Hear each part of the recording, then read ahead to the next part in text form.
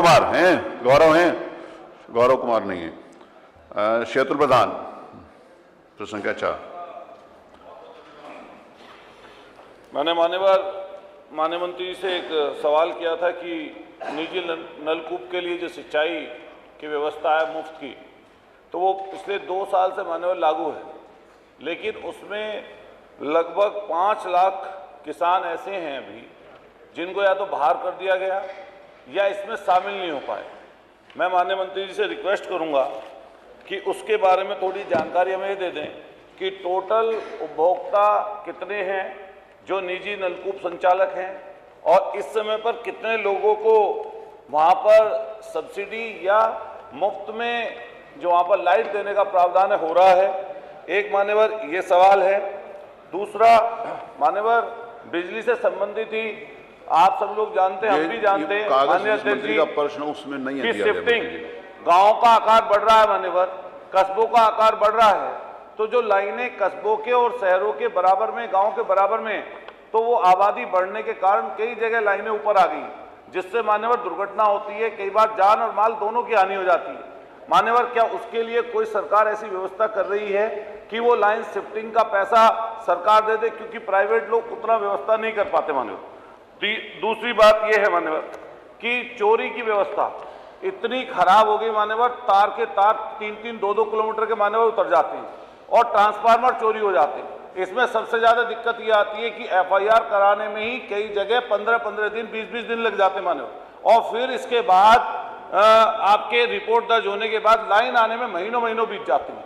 मैं माननीय अध्यक्ष जी आपके माध्यम से सरकार से पूछना चाहता हूं कि पिछले 4 साल में पूरे प्रदेश भर में, मैं मेरठ का तो बता सकता हूं, एक साल में लगभग जो है 5 से 7 करोड़ रुपए के तार और ट्रांसफार्मर चोरी हुए। 4 साल में कितनी चोरियां हुई, उसकी व्यवस्था सरकार ने क्या की है। एक माननीय मंत्री से मेरा सवाल ये है कि जो लाइनमैन हैं हमारे यहाँ, बड़ी संख्या में मान्यवर आउटसोर्सिंग के कर्मचारी आपके बिजली विभाग में हैं, उनकी इतनी बुरी व्यवस्था है, दुर्दशा इतनी ज्यादा उनकी हो चुकी है कि बहुत कम पैसों में रात और दिन मान्यवर वो काम करते हैं, और फिर उसके बाद में कई लोगों की दुखद मौत हो जाती है। कोई महीना मान्यवर ऐसा नहीं बीतता किसी जिले में जहां पर 2-2, 4-4, 6-6 लोगों की जानें ना चली जाती हो। मैं माननीय मंत्री से पूछना चाहता हूं, क्या उनके लिए कोई सुविधा या उनको परमानेंट करने की कोई उन लाइनमैनों की व्यवस्था सरकार कर रही है। एक मान्यवर, मैं और आपसे सवाल करूंगा कि OTS स्कीम मान्यवर, बस मैं कुछ और चीज नहीं बोल रहा।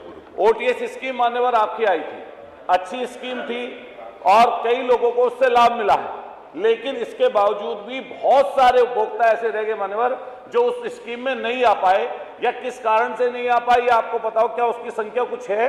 अगर उनकी संख्या कुछ है, क्या उनको शामिल करने का सरकार कोई काम करेगी? माननीय मंत्री जी। प्रश्न मूलतः किसानों की सिंचाई और उनकी बिजली व्यवस्था का था। हमने बताया है कि प्रदेश के सभी किसानों के लिए सन 2023 से अप्रैल से हमने सिंचाई की दरें मुफ्त कर दिया है। सिंचाई बिजली जो है हम लोग मुफ्त दे रहे हैं।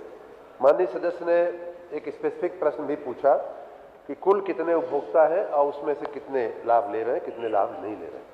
कुल माननीय अध्यक्ष जी 15,64,219 नलकूप हैं जो किसानों के नलकूप कहे जाते हैं, और उनमें से 10,59,041 जो है किसानों ने अपना पंजीकरण कराया है। विभाग को, आप एक सरकारी व्यवस्था को, इतना तो आप मानोगे कि कोई भी किसी भी सुविधा का लाभ देने के लिए उस व्यक्ति, संस्था या किसान को पंजीकरण कराना तो आवश्यक होगा, नहीं तो हम किस हिसाब से, कैसे हम किसी को किसान मानेंगे, कैसे किसी को किसान नहीं मानेंगे। तो सिंपल सी साधारण सी बात है कि पंजीकरण जो जिन लोगों ने, किसानों ने कराया है, उनको लाभ मिल रहा है। दूसरी बात, जिन लोगों ने नहीं कराया उनका भी हम बिजली का बिल वसूल नहीं रहे, उनके यहाँ भी कहीं कोई बिजली का बिल मांगना नहीं जा रहा है। लेकिन मैं इस सदन के मार्फत, सब आपके मार्फत, मैं किसानों से जरूर निवेदन करूंगा कि आप शीघ्र निवेदन पंजीकरण करा लें। पंजीकरण हम इसलिए करने को कह रहे हैं कि हमें सरकार से कितने किसानों को कितने हजार करोड़ रुपए की हमने बिजली मुफ्त में दिया है, वो हिसाब किताब हमें सरकार को देना होता है, बिजली विभाग को देना होता है, और उसके बाद सरकार हमको उसकी सब्सिडी देती है। मात्र इतनी एक औपचारिकता के लिए पंजीकरण का काम है। जो 5 लाख किसान बाकी हैं उनको भी बिजली मुफ्त में दी जा रही है, बिजली पूरी दी जा रही है। मेरा निवेदन है, विनम्र निवेदन है उन माननीय किसानों से कि वो लोग पंजीकरण करा लें, इसमें कहीं कोई दिक्कत की बात नहीं। रही बात ये लोग जो सूचना वही बता रहे हैं, रही जिन बात- लोगों ने कराया, जिन लोगों ने नहीं कराया, सभी सूचना किसानों सभी बता रहे को हैं। मुफ्त बिजली दी जा रही है, सूचना वही माननीय बता रहे अध्यक्ष जी, सभी किसानों को मुफ्त बिजली दी जा रही है।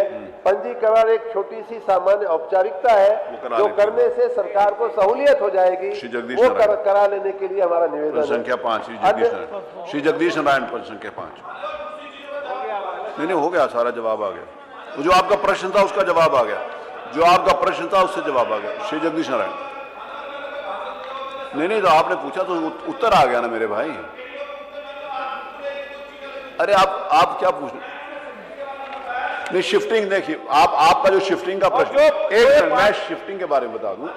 आपने शिफ्टिंग के बारे में जो पूछा, मेरी बात सुनिए, मेरी बात सुनिए। जहां पर हाई टेंशन लाइन गई है, हाई टेंशन लाइन जाने के बाद जिन लोगों ने नीचे मकान बना लिए हैं, आपने खुद कहा कि हाई टेंशन लाइन बनने के बाद नीचे, जो लोग हाई टेंशन बनने के बाद नीचे मकान बना लेते हैं और फिर वो बाकी सब जगह आबादी है, तो वो लाइन कहाँ जाएगी? तो उनको नीचे नहीं बनाना चाहिए ना।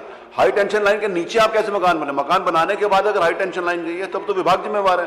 हाई टेंशन लाइन के बाद आप मकान नीचे बना लेंगे तो इसको भी तो रोकना चाहिए। यही तो आपने प्रश्न किया है। कल मैं जो 5 लाख पंजीकरण की बात कह रहे हैं, जब इनके पास पूरा डाटा है मान्यवर, उसके बाद बिल नहीं ले रहे ना उनसे। नहीं बिल नहीं ले, मान्यवर सबका बकाया जा रहा है मान्यवर, नहीं बकाया नहीं, बिल नहीं जा रहा। मंत्री जी